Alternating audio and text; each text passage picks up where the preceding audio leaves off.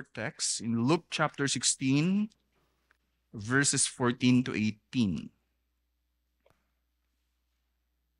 Luke 16, verses 14 to 18. Right, church, hear the word of the Lord. The Pharisees, who were lovers of money, heard all these things, and they ridiculed him. And he said to them, "You are those who justify yourselves before men, but God knows your hearts. For what is exalted among men is an abomination in the sight of God. The law and the prophets were until John. Since then, the good news of the kingdom of God is preached, and everyone forces his way into it. But it is easier for heaven and earth to pass away than for one dot of the law to become void. Everyone who divorces his wife and marries another commits adultery, and he who marries a woman divorced from her husband commits adultery." Church, this is the word of the Lord. Amen. Sige po, please have your seats. Ang sermong ito base sa ating teksto ay pinamagatang The Law in God's Kingdom. The Law in God's Kingdom. I hope you get already the idea from the title. Dahil ang kaharian ng Diyos ay inilunsad ni Jesucristo at tila ang pagtrato ng mga tao sa kautusan ay hindi talaga hindi binibigyang halaga. That's why Jesus here in this passage is desires na maipahayag sa mga tao ang kahalagahan ng kautusan in the kingdom of God. Actually, yung kingdom of God, yung kaharian na inilunsad ni Jesucristo in the era of the new covenant na tinatawag. Sige po. Sabi ng Puritan na si Stephen Charnock, tawag po dito, warning or whatever. This is a long read, pero I hope you can follow along. Let's try to take it slowly. Sabi po ni Stephen Charnock, "The commands of the gospel require obedience of the creature. There is not one precept in the gospel which interferes with any in the law." Right? So the gospel of Jesus Christ ay sinasabing hindi daw po ito kumbaga nag-i-interrupt or sabihin nagpapahinto sa pagsunod ng kautusan, but strengthens it and represents it in its true exactness, yung gospel. The heat to scorch us is allayed or diminished. Okay, kasi parang dahil po sa law, para tayong pinapunish or dinidisiplina, yes, it is like diminished, but the light to direct us is not extinguished. May liwanag pa rin daw po para tayo ay mamuhay ng tapat sa Diyos. Not the least allowance to any sin is granted. Not the least affection to any sin is indulged. Wala pa ring room na okay lang na magkasala pa rin tayo. Even we are already living in the gospel. The law is tempered by the gospel, yes, but not nulled and cast out of doors by it. Sinupercede, kumbaga, ng gospel, kumbaga mas may authority or parang mas may value yung gospel over law, pero hindi daw po tuluyang tinanggal yung law. Alright? Hindi po tuluyang inalis yung law at yung ni-replace ng gospel. It enacts that none but those are sanctified shall be glorified. Nais ng Diyos na talagang tuluyan na magbago ang tao. Kaya kailangan yung law, actually to become like Christ, that there must be grace Grace here, if expect glory hereafter. So kailangan po talagang magkaroon ng yung grasya na yon na magdudulot ng patuloy na pagbabago hanggang sa dulo. That we must not presume to expect an admittance to the vision of God's face unless our souls be clothed with a robe of holiness in Hebrews 12:14. Hindi daw po tayo, wala daw pwedeng mag-expect. Basta ligtas na ako. Pagdating sa dulo, alam ko na tinanggap ko si Jesucristo at makikita ko ang Diyos. Wala pong sino man ang pwedeng mag-dare na mag-claim na siya ay ligtas at makita ang Diyos kung sa kasalukuyan ay hindi ka naman talaga namumuhay ng banal sa Diyos. Hindi ka naman talaga totoong matuwid sa Diyos. At pagdating sa dulo, you will see the Lord. Sabi nga dyan sa Hebrews 12:14, without holiness, no one will see the Lord. It requires an obedience to the whole law in our intention and purpose and an endeavor to observe it in our actions. Promotes the honor of God and ordains a universal charity among men. It reveals the whole counsel of God and furnishes men with the holiest laws. Sa mga tuwid, ang law, alright, ay hindi po tinanggal ng Diyos. The idea is, mas lalong pinagtibay ito ni Jesucristo. At kailangan patuloy tayong mamuhay sa katuwiran. Ayan po. Marami sa mga Kristiyano ang kailangang makaunawa sa katotohanan ito. May mga taong nagsasabing sila ay Kristiyano, pero hindi napapatotoo sa kanilang buhay ayon sa kalooban ng Diyos. Dahil sa mali o mababang pagkaunawa sa kautusan sa ilalim ng kaharian ng Diyos kay Jesus. Now that they are Christians and they are saying, wala na di na tayo namumuhay sa Old Testament and we are now in Christ, it is more grace. Right? Pero hindi po. Grace and truth came through the Lord Jesus Christ. Sabi ni John sa kanyang umpisang sinabi sa kanyang ebanghelyo, ito ang matututunan natin sa ating teksto. Ang sentral na mensahe ng ating sermon ay Jesus reinforces the law or strengthens it, reinforces the law in the kingdom of God, that those who seek to enter into it shall live in his righteousness. Okay. Jesus reinforces the law in the kingdom of God, that those who seek to enter into it shall live in his righteousness.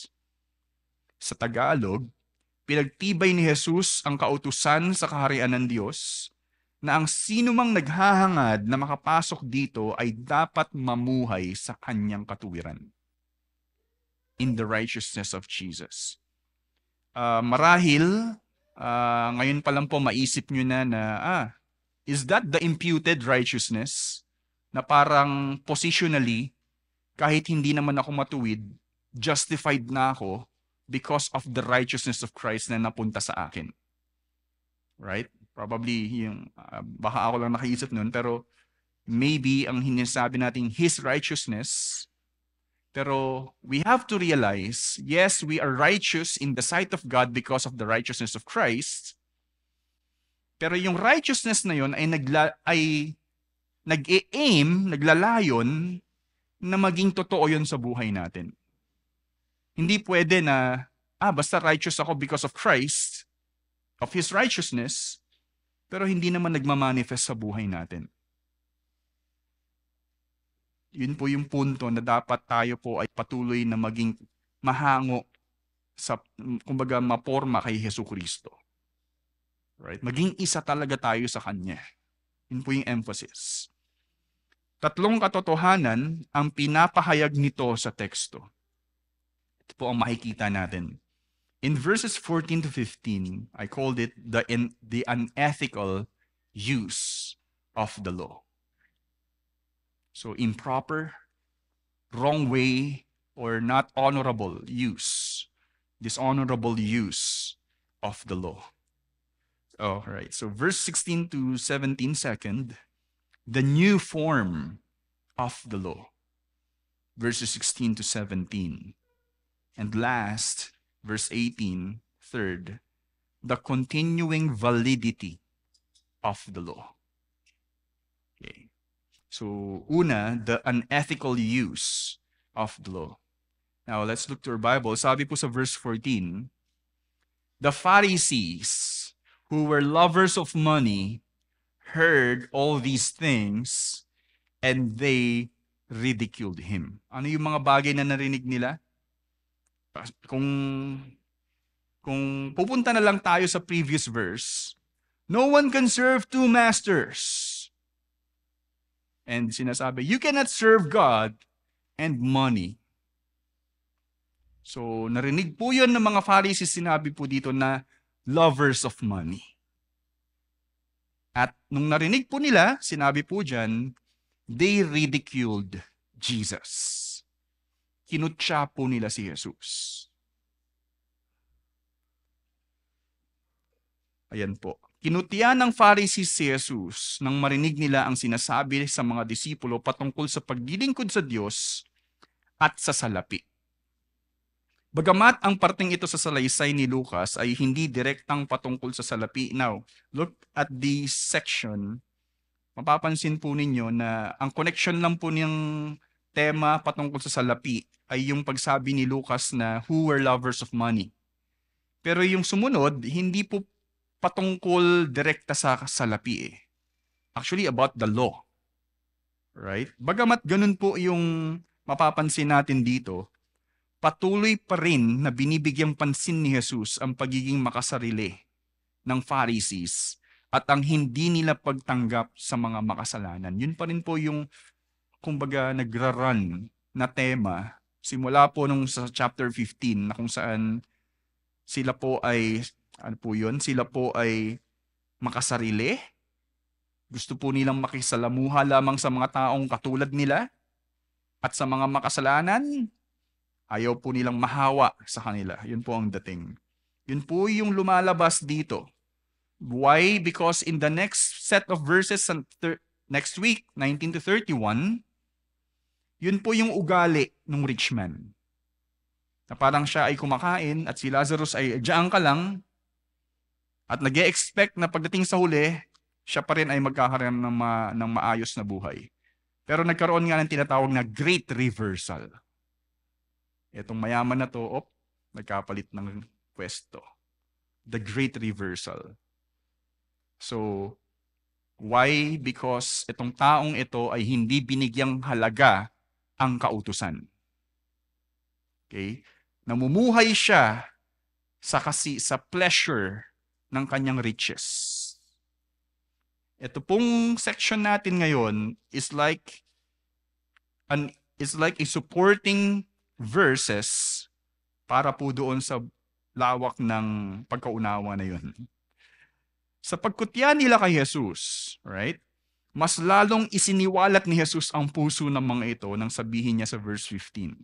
They ridiculed Jesus, pero ito yung response ni Jesus, and he said to them, "You are those who justify yourselves before men, but God knows your hearts. For what is exalted among men is an abomination in the sight of God."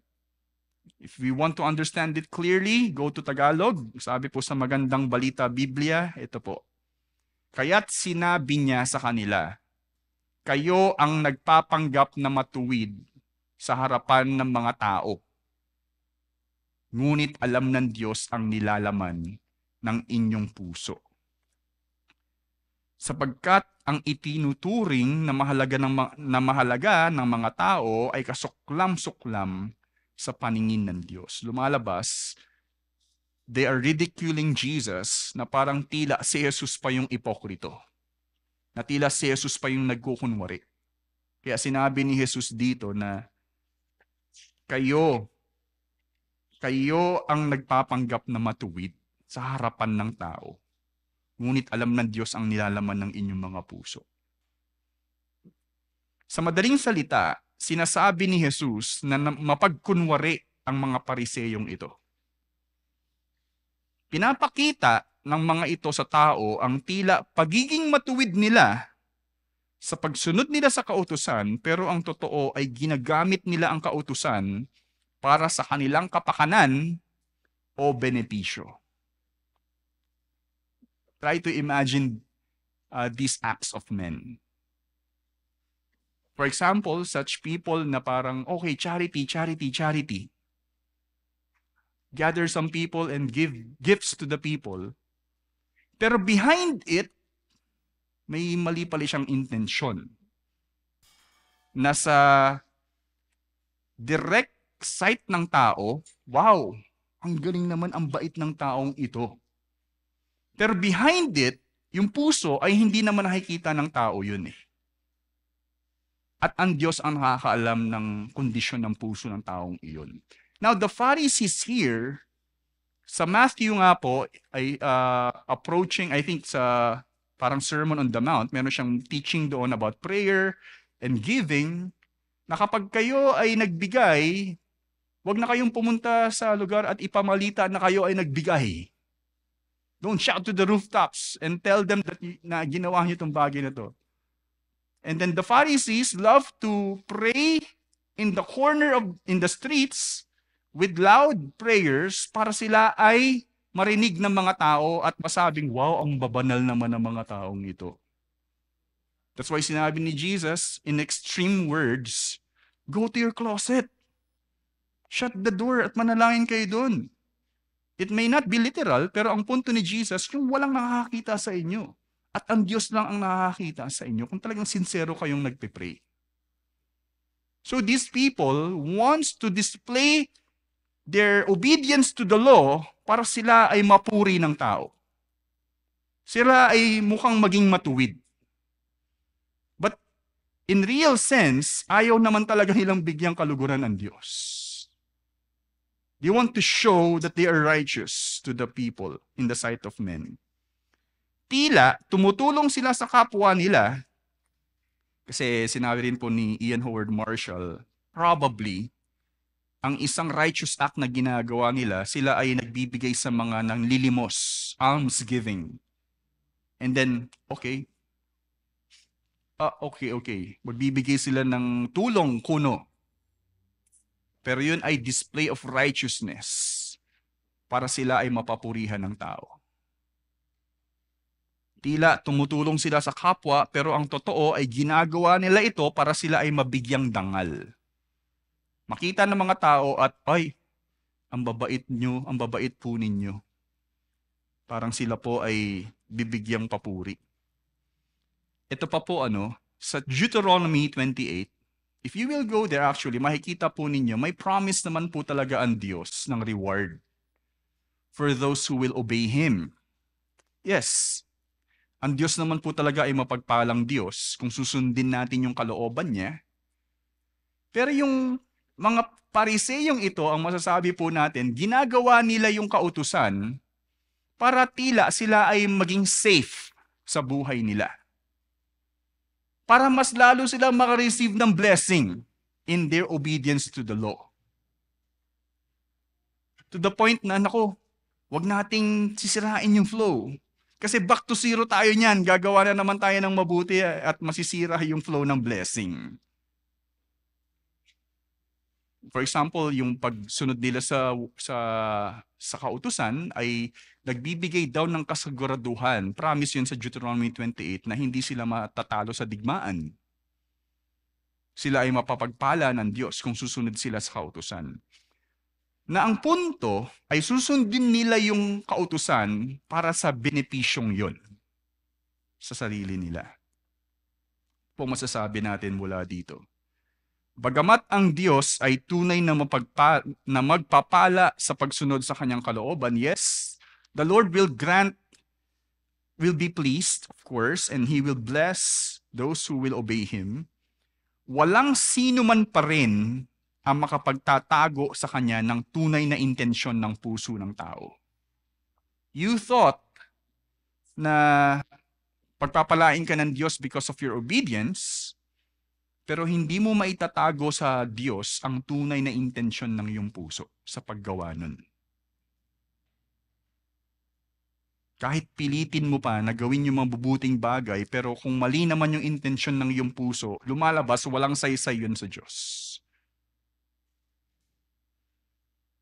Kahit maayos ka, yun po yung sinasabi dito na sa verse, sa second sentence ng verse 15, what is exalted among men is an abomination. Yes, sa tao, ikaw ay parang ini-exalt, pero sa mata ng Diyos, wala kang kwenta.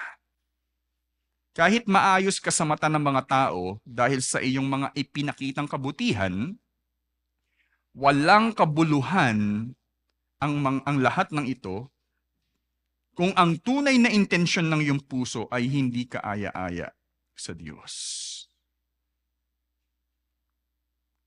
And to tell you honestly, for us as Christians, or Christians who are so-called religious in the way we are worshiping Him, marahil may tendency po na maging ganito ang ating pagsamba sa Diyos.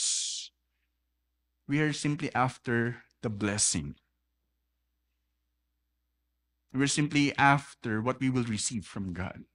This is consistent doon po sa prodigal son or yung elder brother na nagpapakabait siya para doon sa mga tatanggap niya, hindi dahil sa enjoyment niya sa Father. And remember, yung sinabi ng Diyos sa 1 Samuel 6:7, ito pong verse na ito ay yung time na kung saan nireject ng ng Diyos si Saul, King Saul, and then kino-command si Samuel to anoint the next king, and they thought, oh, ito na yung susunod na hari, yung stature nito. So, simula sa panganay na anak ni Jesse, yung tatay ni David, hanggang sa dulo, akala nila yun yung mga susunod na hari.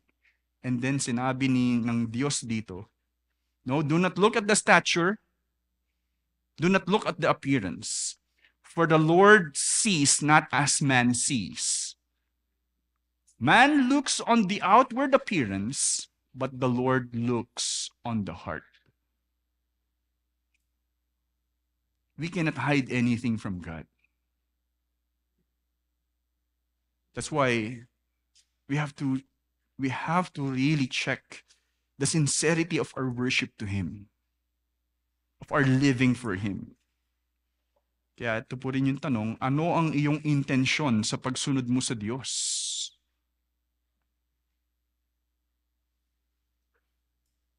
Nais mo ba talaga siyang itanghal sa lahat ng ito? Do you really want to glorify God in all of the things that you do for Him? Pero dahil ang Diyos ay hindi lang parang genie, na you can wish anything and then the Lord, He will give you what you wish. No, He is a God who seeks honor and true worship. Hindi siya katulad ng ibang mga Diyos-Diyosan na mag-alay lang kayo ng pagkain, yan pagpapalain na kayo ng ng inyong Diyos-Diyosan. It's not like that. That's why second, so una, the unethical use of the law. Second, the new form of the law. Verse 16 to 17. Kasunod nito, sinabi ni Jesus sa verse 16, the law and the prophets were until John. Since then, the good news of the kingdom or the gospel is preached, and everyone forces his way into it. Now, the law and the prophets, ano po yung maiisip niyo dyan? Right? Sa ganitong pagbanggit ng mga manunulat, ito po yung kaparaanan pagsabi patungkol sa Old Testament. Tayo po tatawagin natin yung books na yan, Old Testament. Actually, kulang po ng Psalms eh. Pero sa kanila, yung Pentateuch, the law, the prophets, the former and the latter prophets, And then yung writings na tinatawag, yung Psalms, yung poetry, para mga ganyan. Ibig sabihin, ito po ay mga aklat ng Old Testament na ipahayag doon sa Old Testament yung kalooban ng Diyos at patuloy na naipapahayag hanggang sa dumating yung propetang si John the Baptist. And we know John the Baptist is the so-called forerunner of the Messiah. Siya po yung magpe-prepare ng way sa pagdating ng Mesiyas. Na bago dumating yung tinalagang hari, siya yung inatasan na maghahanda nung lugar na kung saan sa pagdating ng hari. Yun po yung itsura ni John the Baptist. Hinanda niya po yung puso ng tao. Preaching the message of the kingdom, that the king is about to come, prepare your hearts. Be baptized, wash yourselves, because the king is coming. Yun yung paghanda na ginawa ni John the Baptist. Nag-preach siya ng mensahe ng ebanghelyo. Simula noon, ang bagandang balita tungkol sa kaharian ng Diyos ay naipangaral mismo, hindi lang ni John the Baptist, pero mismo ng Mesiyas na si Jesucristo. Nung dumating na si Jesucristo, yun na po yung naging mensahe ni Jesus. And lumalabas, the new era has come. The new period of time has come in the dawn of the coming of Jesus. Nung dumating si Jesucristo. Panibagong yugto na ito ng plano ng Diyos. Ngunit sinabi ni Jesus, at yun nga po, no, dumating si Jesus na Mesiyas at ang lahat ay nagpupumilit na makapasok dito. Kasi si Jesus ay naghayag ng ebanghelyo at nagpakita din ng mga ebidensya na siya ay Mesiyas sa pamamagitan ng himala. At ang lahat ay sumusunod sa kanya. Gustong sumunod sa kanya para makapasok sa kaharian ng Diyos, nagpupumilit na makapasok. Ngunit sinabi ni Jesus sa verse 17, but, yes, many are forcing their way into it, but it is easier for heaven and earth to pass away than for one dot of the law to become void. Can you imagine yung earth madidissolve? Hindi lang yung earth, yung heaven. Sabi dito, mas madali daw mawala ang heaven at ang earth kaysa mawala yung isang parte ng sulat sa law, kahit dot.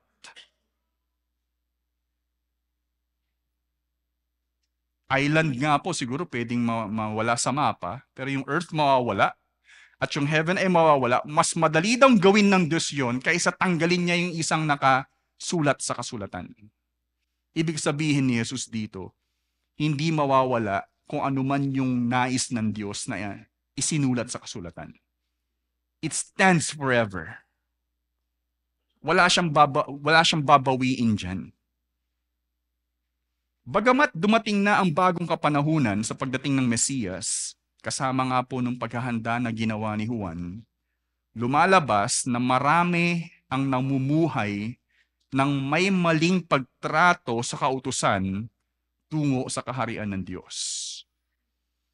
Ibig pong sabihin, marahil na nakarinig ang mga tao ng mensahe ng Ebanghelyo to the point na napapalambot yung kaunawaan ng kautusan.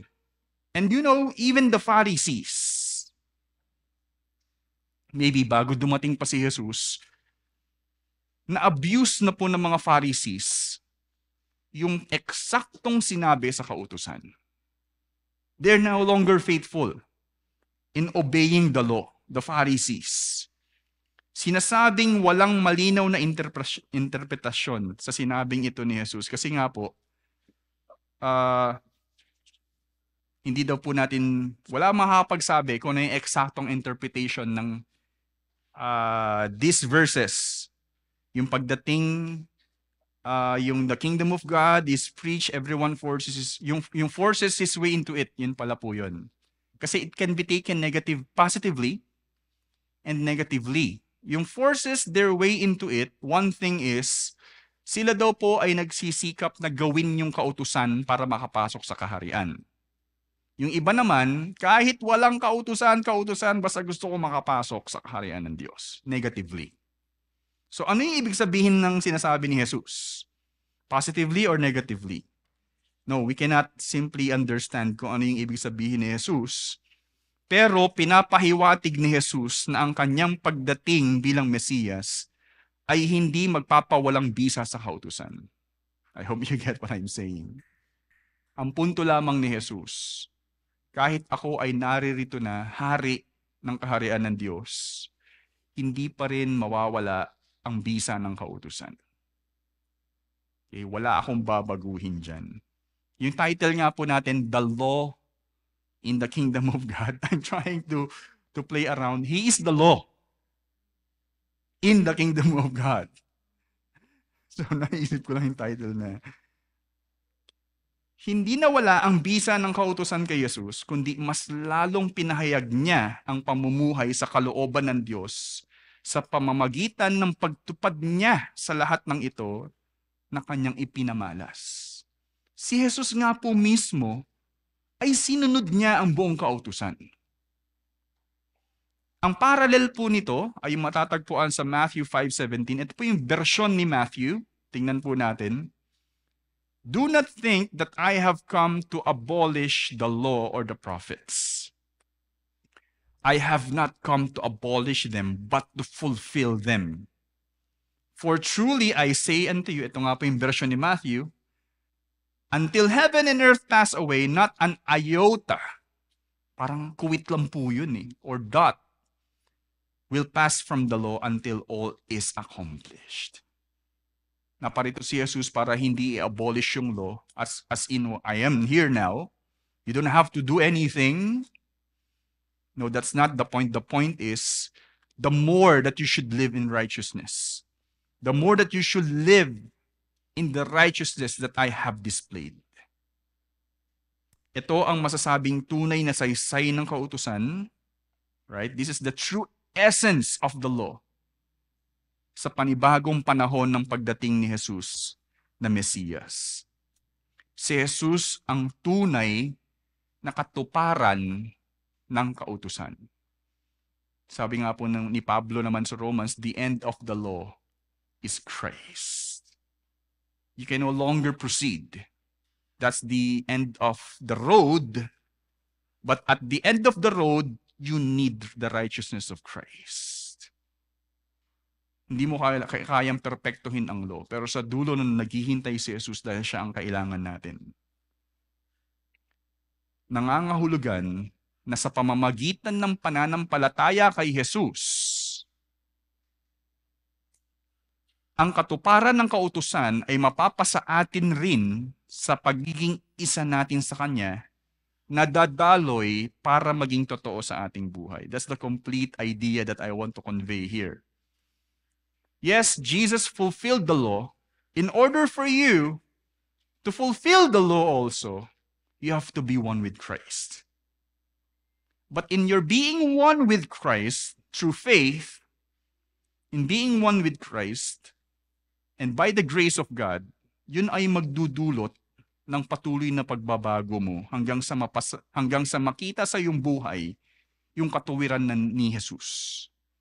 Kaya yung pagiging isa natin kay Jesus ay hindi lang siya abstract idea na it's just flow somewhere.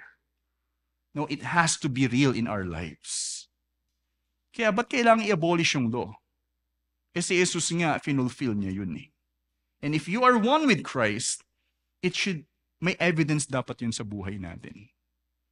Yung pagsunod sa kalooban ng Diyos.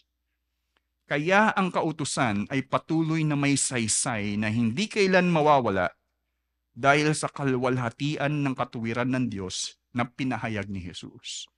Jesus actually, when men are not pleased in obeying the law, nung namuhay si Jesus dito, pinakita niya yung kagandahan ng law.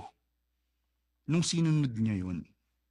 Pinakita niya yung ganito katuwid ang Diyos na kanyang sinusunod. Imagine a city without police officers.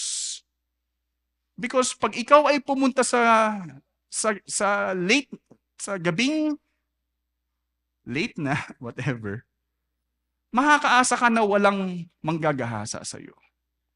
Makakaasa ka na walang magnanakaw sa'yo or whatever. Why? Because everyone is living in righteousness. Because everyone is obeying the will of God. Imagine a world na talagang namumuhay sa kalooban ng Diyos and you will see the beauty of God's will. Ipinakita ni Jesus yun. Ipinamalas ni Jesus yun. Ito po ang tanong natin dito. Patuloy mo bang naipapamalas ang katuwiran ni Jesus sa iyong buhay bilang Kristiyano? Kung ikaw ay tunay na iisa na kay Jesus, ipatotoo mo ito sa pamamagitan ng pagsisikap mo na mamuhay sa kalooban ng Diyos sa kautusan. Do not ever think na I am already in Christ, I'm safe. I no longer need to exert effort. Yes, you will not be able to save yourself. Don't do any effort. Pero you are already saved. That's why you have to display the true life of Christ in you. Because if you are saved, you're saying you're saved, pero wala naman yung katuwiran ni Jesus, really, you're saying you're saved. Huwag kang, ito po yung gusto ko ding sabihin sa atin, no? Huwag kang magpadaya o magpaloko sa paniniwala na pwede kang mamuhay kahit hindi ayon sa kalooban ng Diyos bilang Kristiyano. Naakala natin, I'm safe in Christ. Kahit ako ay magkasala, hindi ako babalikan ng Diyos. Na okay lang na hindi ako magbago. Okay lang na gawin ko yung maling yan dahil protektado ako ni Jesus. Yun po ay isang panloloko, yun po ay hindi totoo. No, as a Christian, you have to live in righteousness. We have to live with a life that truly honors the Lord. Hindi tayo pwedeng magpatuloy sa kasalanan. Huwag tayo magpaloko po doon. Ikaw ay Kristiyano na, kaya dapat ang buhay mo ay namumuhay na sa katuwiran. That's the truth.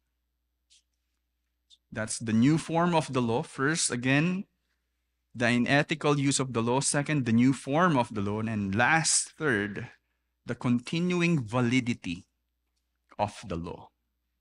At para bigyang halimbawa ito ni Jesus, right? Nagpapatuloy ang law. Let me give you an example. Ginamit niya ang kautusan patungkol sa adultery. Oh, you thought puro grasya na ang Diyos, okay lang na makipahimatok? No. Nagpapatuloy yung law even in adultery, the law of adultery. Sabi niya sa verse 18, everyone who divorces his wife and marries another commits adultery.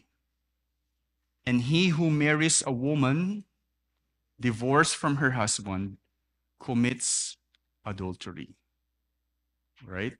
For those who are young, if you want to know what is adultery, maybe you do not know, ano yung mama yung adultery? Yes, you have to know. That is like loving someone other than your wife or your husband. You're committed to your wife, to your husband, and if you love another person, the term is adultery. And the Bible is not taking it lightly. We have to know that. That's sin. Pero sa Deuteronomy 24:1-4, makikita po natin na may some kind of provision ang Diyos eh. Ayon sa Jewish law, pinahihintulutan ang pakikipag-divorce. Ayon sa mga itinalagang kondisyon. May mga kondisyon po na if you arrive to this kind of situation, then you may do such divorce, file something. Pero doon po sa konteksto ha, kasi po ang tendency, meron palang provision, therefore I can file a divorce. That's not the point. That's not the point. Ngunit hindi ito nagsasabing nais ito ng Diyos.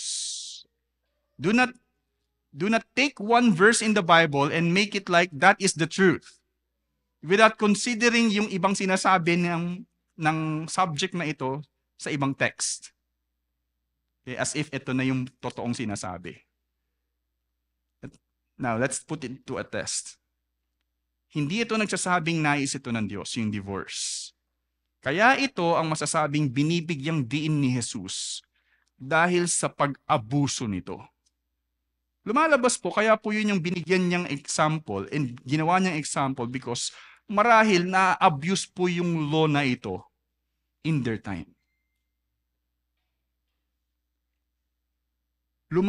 Lumalabas na ang mga Hudyo ay may mababang pagtrato sa kautusang ito. Sabi po ni N.T. Wright.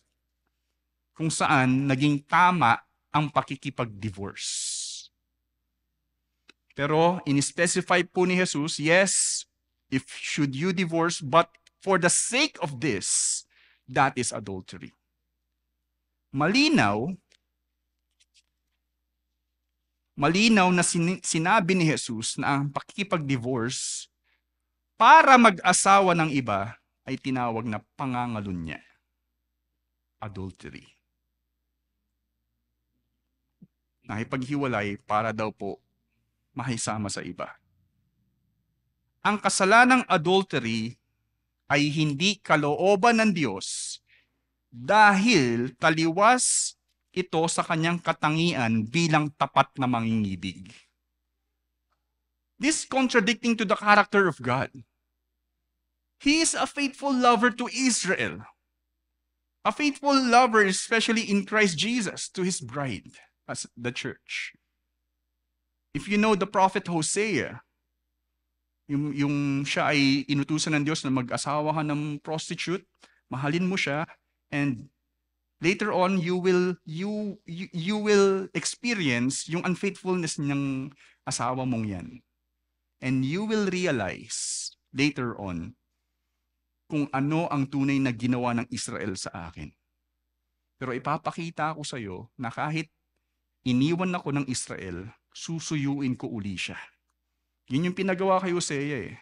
Susuyuin ko siya at ibabalik ko siya para mapasakin uli.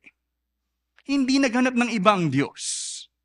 Pinursige ng Diyos ang Israel because He has a covenant commitment sa kanila hanggang sa dulo. Taliwas ang divorce sa Diyos because of that character of God.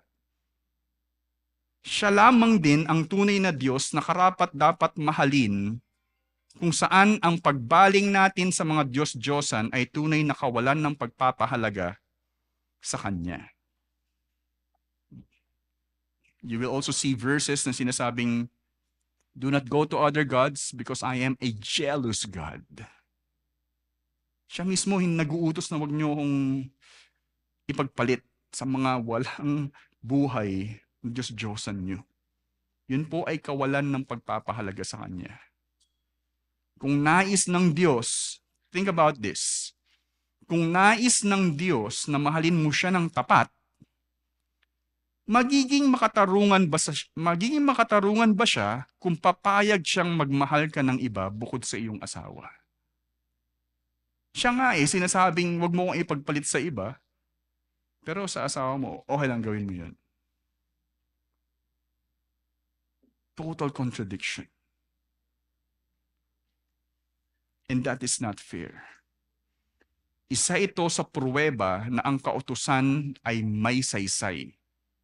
Lalo't higit sa pagdating ng Mesiyas na naglulunsad ng pagkatatag ng kaharian ng Diyos. Here in this verse, where Jesus used the law of about committing adultery, pinagtibay po niya yun. Kaya may saysay ang kautusan.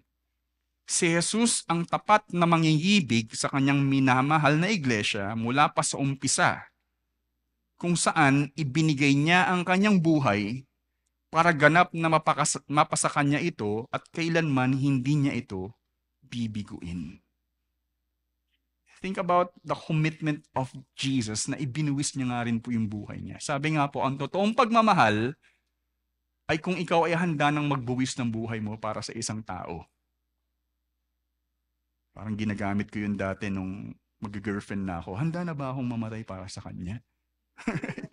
So, wow. Pero, it makes sense. If talagang kaya mong ibigay yung buhay mo para sa minamahal mo. Ito ang saysay ng patuloy na kahalagahan ng kautusan, lalo't higit sa kapahayagan ng buhay ni Jesus. Kaya ang tanong, kung ikaw ay minamahal ni Jesus ng lubusan, maaari bang mamuhay ka nang hindi naayon sa pagmamahal na iyong natanggap sa Kanya? If the Lord loved you faithfully, is it fair na yung pagmamahal na gagawin mo sa iyong kapwa ay hindi katumbas kahit papano nung pagmamahal na natanggap mo sa Diyos? Ibig mong sabihin, kung ikaw ay minahal ng Diyos, nangangahulugan ng lubusan, yun din yung maaasahan ng Diyos na pagmamahal na ibibigay mo sa iyong kapwa, lalo na sa iyong asawa. It's a misrepresentation of the love that we have received from God if we will fail our spouses, let's say, with the love that, in light of the love that we have received from the Lord. Sa pagbuod ng ating sermon, naway magkaroon ng epekto sa atin ang mensahe sa atin sa umagang ito. Jesus reinforces the law in the kingdom of God, that those who seek to enter into it shall live in His righteousness. Tatlong katotohanan ang pinahayag nito sa teksto. Una, the unethical use of the law. Second, the new form of the law. And third, the continuing validity of the law. Ito pa ang huling mga paalala po natin. Huwag mong baliwalain ang kahalagahan ng katuwiran ng Diyos sa kautusan, lalo't higit sa katuparan ng mga ito kay Jesus. Don't ever think that now you are a Christian, you can live freely as if the Lord will simply forgive you. No, the more that you should live in light of the righteousness that you have in Christ. Live in accordance to the will of God. Ipatotoo mo ang pakikipag-isa mo kay Jesus sa pagpupursige mong maitanghal siya sa buhay mo. Sa pagiging tapat mo sa iyong pamilya, sa iyong asawa, sa iyong mga katrabaho, o sa iyong trabaho din, sa iyong mga guro o kaklase, sa iyong mga kaibigan, at sa lahat ng tao. Ipakita mo na ikaw ay Kristiyano sa pagiging tapat mo sa iyong kapwa dahil si Jesus ay naging tapat din sa iyo. Kaya mamuhay ka sa katuwiran ni Jesus. Tayo po'y manalangin. Panginoon, salamat po sa umagang ito at sa iyong mensahe na tunay na hindi po kayo, O Diyos, tumungo dito para na ipahayag ang mensahe ng kaharian ng Diyos para lang mapadali ang panunumbalik sa Diyos. Ang katotohanan, O Diyos, ikaw ay tunay na nag-ako ng aming mga kasalanan at ikaw din ang tumupad ng kautusan. Pero hindi po nangangahulugan, O Diyos, na pwede na naming baliwalain ang inyong nais na pamumuhay sa amin, O Diyos, na naipahayag sa kautusan. Bilang mga Kristiyano, turuan niyo po at tulungan niyo din po kami na mamuhay ng tapat sa inyo, na makita po namin ang kahalagahan ng inyong mga salita, na ito ay, ng aming buhay ay maiayon namin dito, O Diyos. Lumago po kami sa pagsunod sa lahat ng ito, hanggang sa tunay na ikaw ay malugod, hanggang sa tunay na ikaw ay maitanghal sa aming buhay. Salamat sa inyong grasya, sa gabay ng banal na Espiritu na kung wala ang banal na Espiritu, hindi namin kayang gawin ang lahat ng mga ito. Salamat sa grasya na patuloy na dumadaloy sa amin dahil sa buhay na ibinuwis ni Jesus para sa amin. Salamat sa dugo ni Yesu Kristo na patuloy na maglilinis sa amin kung kami man ay magkasala, O Diyos. Therefore, O Lord, where shall we go? To whom, O Lord, shall we go? But only to you, O Jesus, because you have the words of life. We thank you, Lord, and we bless you. We pray this in Jesus' name. Amen.